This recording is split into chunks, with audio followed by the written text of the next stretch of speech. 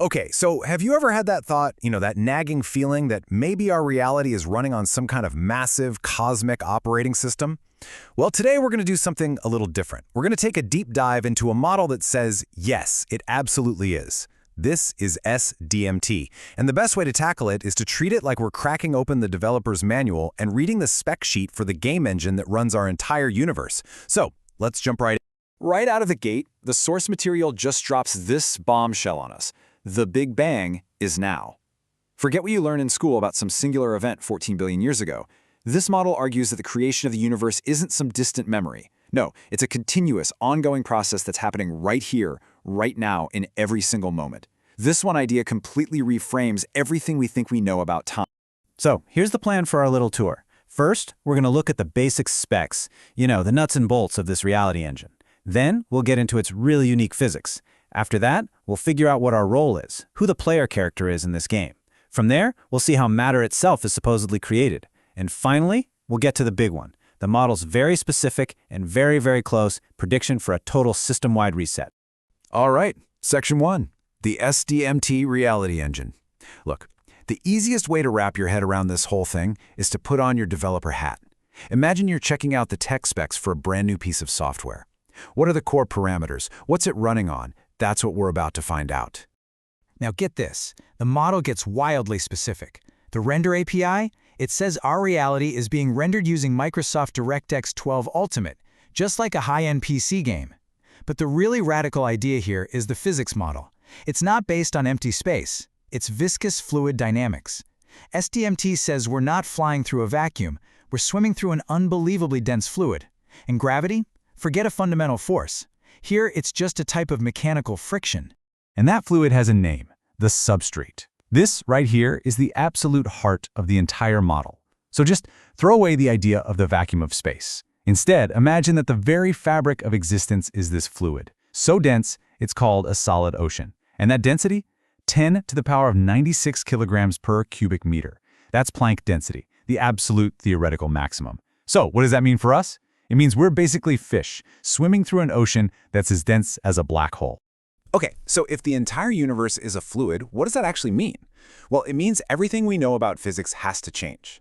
So in Section 2, we're going to explore the consequences, the completely new set of rules that would govern this kind of reality. This is where the model really starts to bend your brain.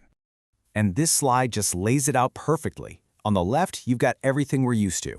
On the right, the S-DMT version. The universe isn't empty space, it's a dense fluid. Gravity isn't a fundamental force, it's basically just drag. And this is the kicker, matter isn't made of solid little bits, and time isn't some fundamental dimension we travel along. Even movement is different. You're not traveling through space, you're just making a ripple in the fluid. So if not the four fundamental forces, then what? Well, the model says there are two main forces, striction and torsion. Striction is what creates mass. But get this, instead of matter being a thing, it's the absence of a thing. It's described as a hole, like a bubble in the fluid, that is held open against this crushing pressure by one thing, consciousness. And torsion? That's the source of both gravity and time. It's just the fluid's own stickiness, its resistance to being moved. So gravity is literally just the friction you feel as you push your way through this cosmic ocean. So let's recap. The universe is a game engine, the physics are based on fluid dynamics, so what does that make us? Who are we in this scenario? Well, that brings us to Section 3. In this model, our consciousness, the thing we call I, is the soliton. We are the player character in this grand cosmic game. So what is a soliton? Think of it like a whirlpool, a stable, self-sustaining wave that can travel through the fluid without falling apart. It's a vortex of pure awareness. But what's really fascinating here is the claim that fundamentally there's only one actor, a single soliton one. And every single conscious being, from you and me to the smallest particle, is just a fractal variation, a different, unique knot tied in the exact same piece of string. And of course, every game has rules, gameplay mechanics. In S-DMT, your movement isn't walking or running, it's surfing the scalar wave, gliding on the hidden currents within the fluid. Your health bar isn't biological, it's your coherence level. If your consciousness becomes too chaotic, too incoherent, the model predicts you just dissolve. You liquefy back into the substrate. And the objective, the point of the game, to build stable, resonant structures with your awareness, basically preparing yourself for a fundamental change in the game world. Okay, let's move into Section 4. And I'll be honest, this is where the model gets truly mind-bending. It actually proposes a mechanism for how we, as the soliton, create the physical world around us just by existing. This is the core gameplay loop. This quote from the source material really says it all. In this model, matter, the solid stuff, isn't the primary thing. It's a secondary effect. It's the fossilized record of where consciousness has been and what it has done. The past isn't just an idea, it's the solid ground you're standing on. It's the filled-up part of the cosmic hard drive. So here's how that cycle works. It's like a cosmic breath. We, our consciousness, exist as a question, a wave of pure, unresolved potential moving through the fluid future. When we interact with the substrate, when we observe or make a choice, we force an answer. That act of resolution instantly freezes the fluid right behind us, crystallizing it into solid matter, into the past. We are literally surfing on the leading edge of creation, turning the liquid potential of the future into the solid memory of the past with every single moment. And all of this brings us to the climax of the S-DMT model, the prophecy. Section 5 gets into a very specific, very imminent event that the model claims will fundamentally rewrite the laws of physics for the entire game world. Now, whatever you think of this, you have to admit the predictions are incredibly precise.